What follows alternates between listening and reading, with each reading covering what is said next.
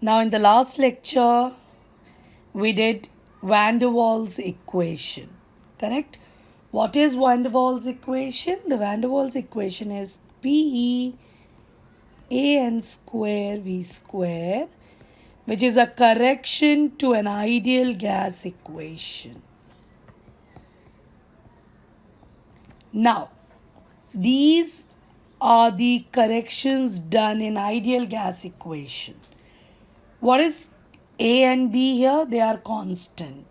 And in our previous lecture, we already saw A constant depends on attraction between the molecules and B constant depends on size, that is how big the molecule is. So if molecule is bigger in size, its B value will be higher. If molecules have more force of attraction between each other, their A value will be more. Now we check the units they have. So we know this is the equation. What I can do, I can separate them like this. I know there will be a negative sign, but for finding the units, we can ignore it. Okay? So what is constant A? It will be pressure into V square upon N square, and the unit we get here is this. But suppose if the pressure is not in atmosphere, then you can write it in bar. Same thing goes for B. We know B is V minus NB, that is V is E equal to NB. So in that case, B will be volume upon moles, that is liter per mole or dm cube per mole. Okay, so these two things are important. They may ask you in exam units of constant A and B in Van der Waals real gas equation. Now the question is, when these Van der Waals equation, or I may say when real gas becomes ideal gas, we already said low pressure, high temperature. Absolutely correct. So, if I give you a Van der Waals correction in the equation, and if I ask you, the pressure is low, will this particular equation behaves, or rather will become ideal gas? Because we said at low pressure gases, real gases becomes ideal gas. So let's check. When I say pressure is very low, obviously volume will be large. If volume will be large, V square will be large, and 1 upon V square will be very, very small. So, this entire term will be very small. It's so small that it can be neglected. So, we are left just with P. Now, what about this? Obviously, if V is very large, don't you think the correction term B can also be neglected in comparison to volume V? Hence, what do we conclude? When pressure is low, volume will be large, so both the corrections will be neglected. Hence, we are left with PV is equal to nRT. If mole is 1, its PV is equal to RT. Hence, what we conclude, at low pressure, real gases behaves ideally. Is this okay? Please, this is very, very important. Now, the second condition which we are seeing here is high temperature. Obviously, when the temperature is very, very high, and if we talk about given pressure, then volume is going to be very large. So the same thing will happen. When volume is going to be very large, this entire term will be neglected. Same thing When volume is very large, you can easily neglect this.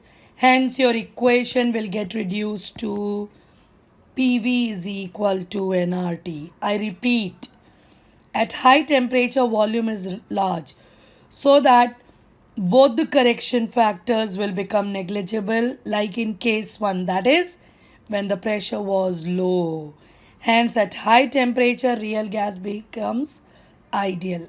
Okay, so this completes van der Waals correction in a given ideal gas equation and how a real gas can become ideal gas. Now we go to the next part of the topic, liquefaction of gases. We know whenever there is force of attraction between the molecules in gases, they can come closer and hence we can liquefy them. That is liquefaction of gases. Okay? Now, how do we go about? What do we mean by the word liquefaction of gases? It means we are going to bring molecules of gases closer and hence converting them into liquid. But for a gas to undergo this should have some force of attraction between the molecules. So we are going to study this with respect to the graph given by Andrew at a constant temperature for carbon dioxide. Means what? We will study the relation of pressure with volume. By keeping temperature, they do not possess potential energy, rather, they are in motion. According to this theory, the gaseous molecules have very, very less or negligible force of attraction or even repulsion. Also, these molecules are neutral. And point number 6, the pressure of the gas is due to bombardment on the walls of the container. I repeat, the first thing is they are small with a high velocity moving in all direction. They have same mass size, they are perfectly elastic, gravity effect is negligible, and the attractive and the repulsive forces between them is negligible, and the pressure of the gas is due to bombardment with the walls of the container. Okay, we have many more postulates. Now the 7th point is, since they are in continuous random motion, they will possess kinetic energy. And remember, at constant temperature, the average kinetic energy will be same for all the molecules. And the most important point, the average kinetic energy of gas molecule is directly proportional to absolute temperature, that is the temperature in Kelvin.